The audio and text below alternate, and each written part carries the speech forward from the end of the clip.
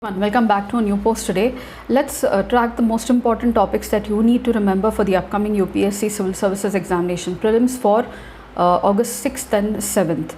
So the very first is about Nauru. Now Nauru has been in news because it's a Pacific Ocean island and it's at a very low sea level, therefore facing the danger of climate change disaster and sea level rise, and it has introduced something called as purchasing of the passport, and the price it is involving in the purchase of the passport is for dealing with climate mitigation. So the small island nation now is selling its passports for a price to fund the settlement of its residents due to the rising sea levels. And up to now, the only 6 people have been shortlisted for the passport. It is being charged at a price where the money will be going for disaster management, especially of the residents, and Nauru being at a very low sea level is facing the danger of sea level rise and inundation as well. This comes at a time when we are having the COP30 meeting at Belém in Brazil, which is going to discuss the agenda for the upcoming COP30 summit conference of parties of the United Nations Framework Convention of Climate Change, which is the first international level climate change agreement that was adopted during the Rio Earth Summit of 1992, along with other agreements like the Convention of Biological Diversity and also the United Nations Convention for Combating Desertification as well. Now, Alaska has been in news. It's the largest state of United States and located at the northern end of United States and Canada as well. So it's very close to the Arctic Ocean, and it experiences tundra climate. Now, Trump has signed an executive order for mining in the Alaska region, where there are native tribes who are now criticizing the order of Trump. So this will be planned along the Yukon River and the Mackenzie River as well. They say that the development projects will lead to destruction of environment. Many development projects with regard to infrastructure, mining of coal, natural gas, etc. have been planned, but they are against the planned projects because of environmental destruction, and they say that the sacred places will be destroyed, and which will also destroy their cultural element as well with regard to the tribal societies. Great Barrier Reef is now seeing a largest loss of coral reefs in a decade, and this is the next the event of sea temperature rising. Now, coral bleaching occurs usually when there is rise in the sea temperatures. Coral reefs are found in the tropical region from 30 degrees north to 30 degrees south, and they are called as the rainforests of the ocean. Now, they provide extensive services of the ecosystem. The algae that thrive in the corals give them the color, and therefore when the sea temperatures rise, the algae migrate to other places.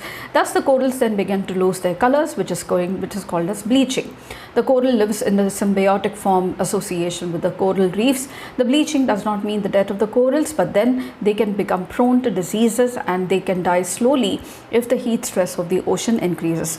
Corals are found on almost in 100 countries in the tropical regions, and they are called the rainforests of the ocean, and they help in extensive absorption of the carbon, because the algae thrives on carbon that is found in the oceans in the tropical region. So it's food for them. And also the coral reefs are important to marine biodiversity. We find a range of fishes and other species of the oceans in the coral reefs. Australia especially gains a lot from the world's largest coral reefs across its eastern coast, and it is a very big economy, especially in the form of tourism and also protecting the coastal communities as well. There is a concern about the hurt to coral reefs, especially even with regard to the Great Nicobar Island Development Project, which is being taken up by the Government of India to develop a transshipment port and also a cruise terminal as well. Apart from that, there are 2 other projects that are coming up in the Great Nicobar Island Development Project.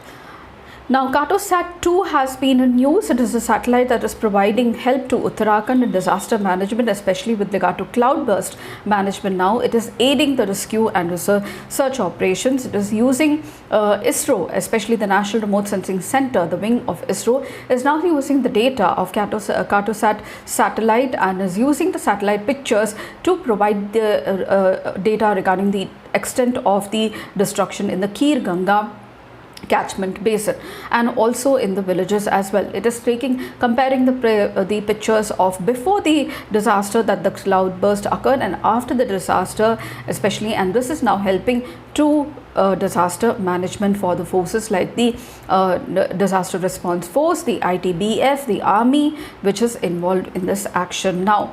However, there is still uncertainty whether this event has occurred due to a cloudburst or maybe due to a glacial lake outburst.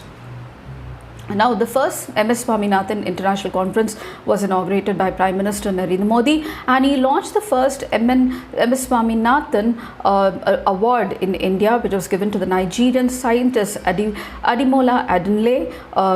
Received the award for his work in GM crops. In 1987, let me tell you, MS Swaminathan was the first recipient of the World Food Prize. He was honored for his pioneering role in introducing high-yielding varieties of rice and wheat in India, which helped to spark the Green Revolution.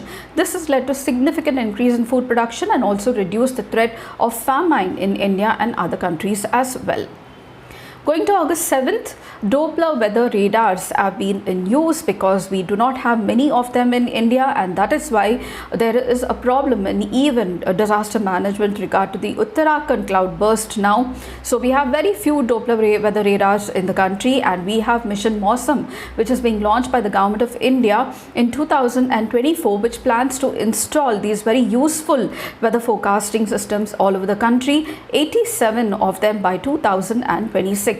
Now, the IMD relies on satellite data, the advanced weather systems, and also the Doppler weather radars and other radars, especially to track the weather data of the country, especially during the monsoons. Now, the Doppler weather radars are installed in few locations of the country. They use C bands, X bands, and S bands to provide radial coverage of different kilometers. The S-band radar provides a radial coverage of 400 meter, whereas the C and the X-band provides 250 and 100 kilometers respectively. The newly launched Mission Mausam now aims to augment the Doppler weather radar network across the country to complete the radar coverage and also increase the accuracy of weather forecasting system in India as well. So what are weather radars? Now, weather radars are also called as Doppler weather radars. It is an instrument that sends pulses of electromagnetic energy into the atmosphere to find precipitation. Now, it can find precipitation of different type, its motion, and also the intensity and velocity as well. It can identify whether it is rain, snow, or even hail. When the electromagnetic pulse strikes an object such as a raindrop or a snowflake, it reflects back to the radar with the data that can be analyzed by meteorologists. Meteorologists then use this information to determine the specific areas where the dangerous weather conditions exist, and as a result, the radar can be exceptional tool to meteorological's arsenal for help protecting in disaster management, life and property.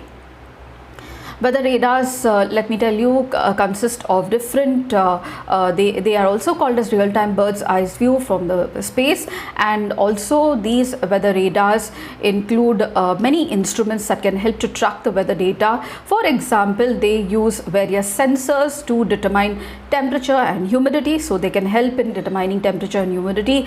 They use various night infrared visions and also microwave sensors to calculate the atmospheric moisture and even detect cloud types as well.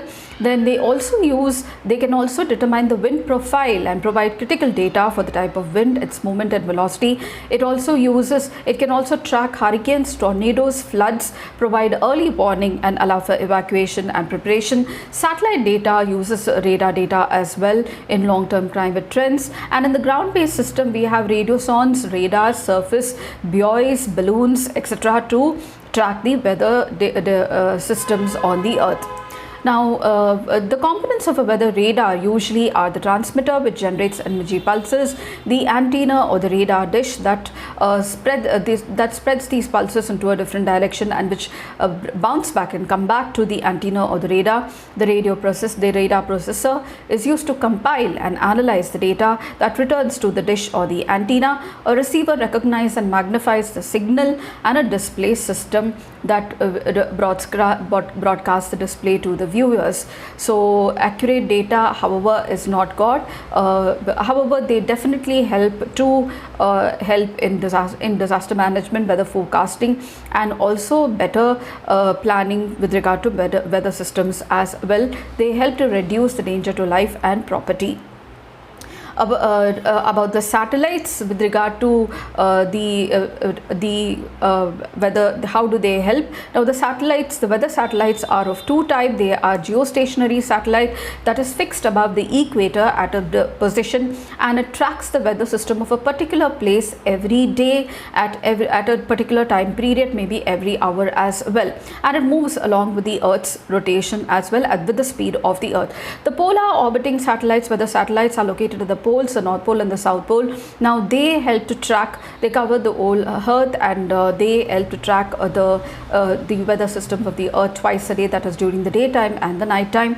And these are two types of satellites that are used in weather forecasting. Even India also uses them as well, along with the other countries. So apart from radars, we have even the polar orbiting and the geostationary weather system satellites also, that help in weather forecasting, disaster management as well. So these were the news because of the Uttarakhand cloudburst, and I thought it's important for me to share with you. But if you did, please do like, share and subscribe, and don't forget to comment at the end of the video. I shall see you in my next post for August 8th. Until then, it's very happy learning.